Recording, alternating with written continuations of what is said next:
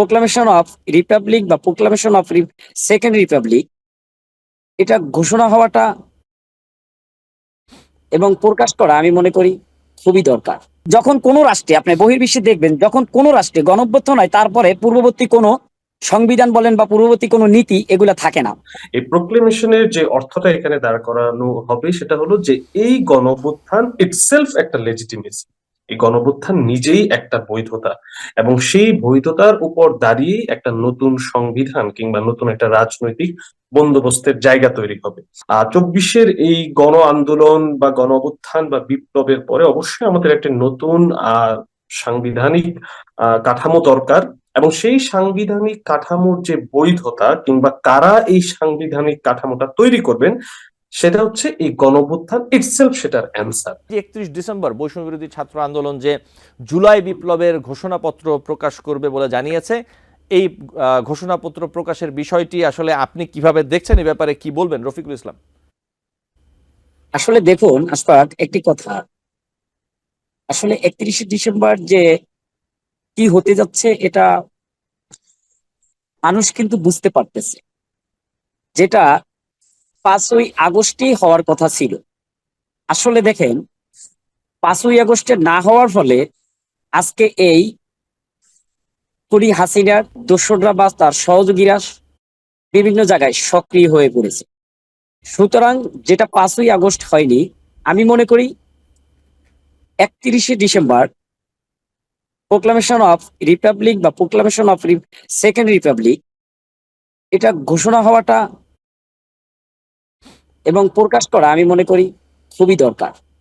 যেটা 5ই আগস্টে হওয়ার কথা ছিল সেটা আলটিমেটলি কিছুদিন পরে হলেও 31শে ডিসেম্বর সেটা হবে। জি রফিকুল ইসলাম, এটা এখন কেন দরকার, আপনার কেন মনে হচ্ছে যে এটি আসলে দরকার? আসলে দেখেন, এই মুজিববাদ সংবিধানের বিরুদ্ধে যেভাবে বাংলাদেশের আপামর জনগণ সমস্ত মানুষ মাঠে নেমেছিল, আসলে তাদের যে প্রত্যাশা, এই প্রত্যাশা পূরণের লক্ষ্যেই আসলে এই 31শে ডিসেম্বর যেটা আমরা বলতেছি ঘোষণাপত্র যে প্রকাশ করা, এটা আসলে আবশ্যক বলে আমি মনে করি।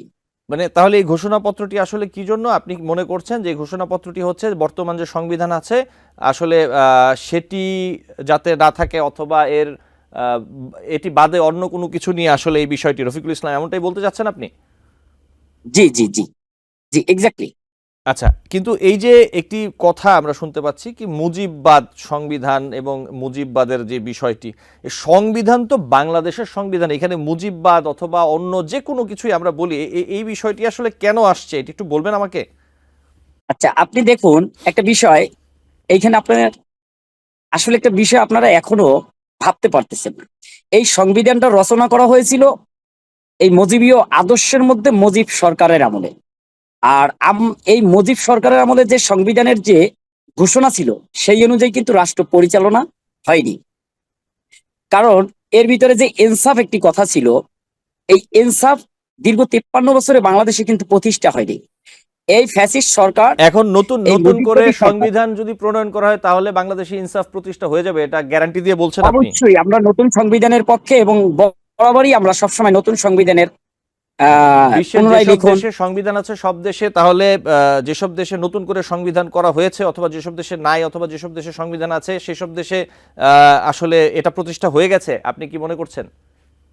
জি জি জি জি, যেসব দেশে আপনি একটা জিনিস লক্ষ্য করুন যে বাংলাদেশ ব্যতিরেকে অন্য যে সকল রাষ্ট্রে নতুন করে সংবিধান লেখন হয়েছে, দেখেন সেই সকল রাষ্ট্রগুলো এখন খুব শৃঙ্খল এবং সুষ্ঠুভাবে পরিচালনা হচ্ছে তাদের রাষ্ট্র ব্যবস্থা, পররাষ্ট্রনীতি বা তাদের যে দেশের যে একটা কাঠামো ভিত্তি স্থাপন হয়েছে, এটা হয়েছে। কিন্তু বাংলাদেশের এই মুজিববাদী সংবিধানের যদি আমরা বাদ দিতে না পারি, আসলে এই সংবিধানকে আমরা বাদ দিতে চাই, তবে আমরা এখন কেন এই সংবিধানটাকে এখনো বলবৎ রেখেছি, সমস্ত জনগোষ্ঠীর একটি কল্যাণের স্বার্থে আসলে আমরা নতুন সংবিধানের পক্ষে, এবং নতুন সংবিধান লেখন হোক এটাই।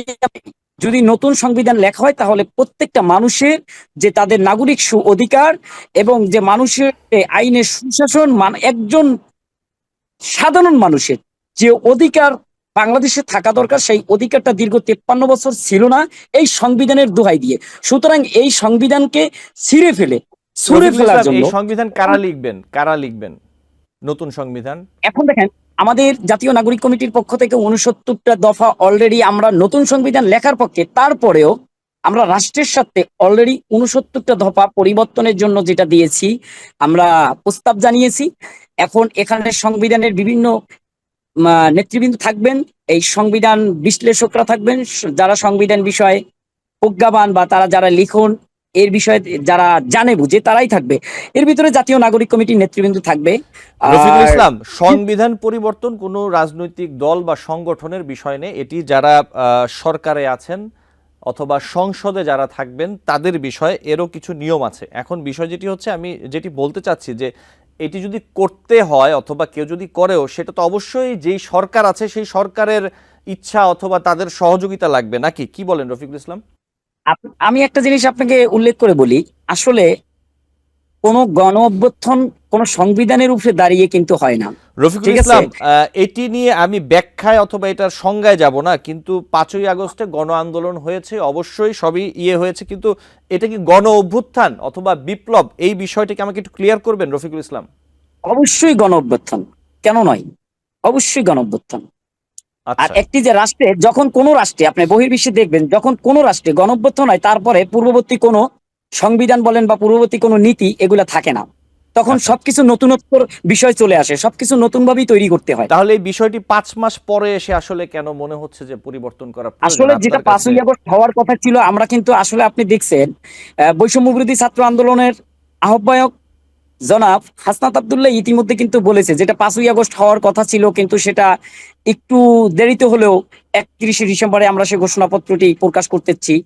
আর আরেকটা বিষয় হলো, এর পিছনে আপনি দেখবেন আহ সার্জিস আলম সহ অন্যান্য প্রেস উপদেষ্টা এবং উপদেষ্টা মণ্ডলীর সদস্য এবং প্রেস সচিব শফিকুল আলম সহ বিভিন্ন ব্যক্তিবর্গ একটা বিষয় কিন্তু তুলে ধরেছে, যেটা হলো আসলে 5ই আগস্ট হওয়ার কথা ছিল, কিন্তু এর ভিতরে আরেকটা বিষয় আমি তুলে ধরি।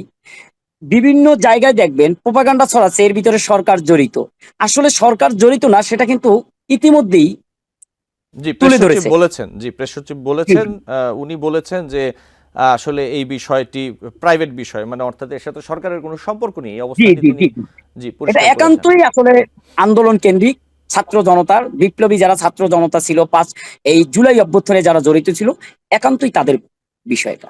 জি, আপনার কাছে আমি আবার আসবো, আমি একটু সুয়েব হাসানের কাছে যেতে চাই একই বিষয়। সুয়েব হাসান, আপনি বিষয়টিকে কিভাবে দেখছেন? আমি আসলে প্রশ্ন করে বিষয়টি দীর্ঘায়িত করবে না, আলোচনা শুনছিলেন। জি, সুয়েব হাসান। জি, জি। প্রোক্লেমেশন অফ রেভলিউশন বলে যে ব্যাপারটা আছে, আমরা এটা ব্রাজিলে দেখেছি, ইউনাইটেড স্টেটস অফ আমেরিকাতে দেখেছি। অর্থাৎ এই প্রোক্লেমেশনের যে অর্থটা এখানে দাঁড় করানো হবে সেটা হলো যে এই গণঅভ্যুত্থান ইটসেলফ একটা লেজিটিমেসি, এই গণঅভ্যুত্থান নিজেই একটা বৈধতা, এবং সেই বৈধতার উপর দাঁড়িয়ে একটা নতুন সংবিধান কিংবা নতুন একটা রাজনৈতিক বন্দোবস্তের জায়গা তৈরি হবে।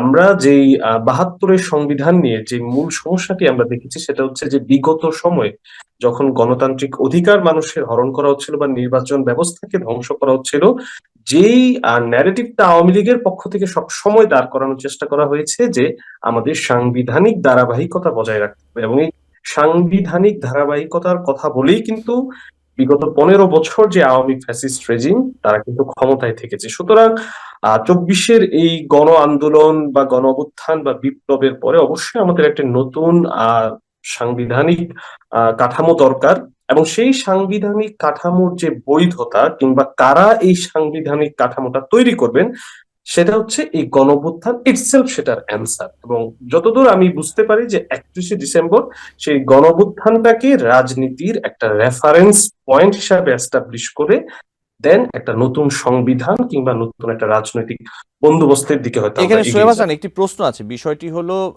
অবশ্যই যে বৈষম্য বিরোধী ছাত্র আন্দোলন অথবা যারা গণ আন্দোলনের সাথে জড়িত ছিলেন তারা, তাদের এটি প্রস্তাব, তারা আসলে এটি করতে চান, কিন্তু এখানে তো এখন একটি সরকারও আছে, তাহলে বিষয়টি কিভাবে কি হবে আমাকে একটু বুঝিয়ে বলবেন?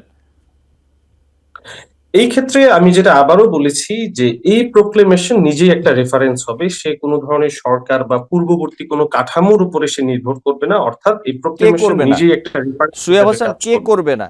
মানে এই যে প্রোক্লেমেশন, সে ওই প্রোক্লেমেশন করবে না, কিন্তু সরকার তো একটি নিয়মে চলছে, বর্তমান অন্তর্বর্তীকালীন সরকার, তাই না? তাহলে এই সরকারের কি হবে? এখন সেটা হচ্ছে নতুন যে সাংবিধানিক প্রস্তাবনা ওনারা রাখবেন বা রাখছেন বলে আমরা অনুমান করছি, এটা ওনারা ভালো বলতে পারবেন যে একটা এক্সিস্টিং কাঠামো অলরেডি বিদ্যমান আছে এবং তার পাশাপাশি প্যারালালি কিন্তু একটা নতুন সংবিধান বা নতুন রাজনৈতিক বন্দোবস্তের আলোচনা চলছে। এখন এই দুইটা কিভাবে মার্জ হবে বা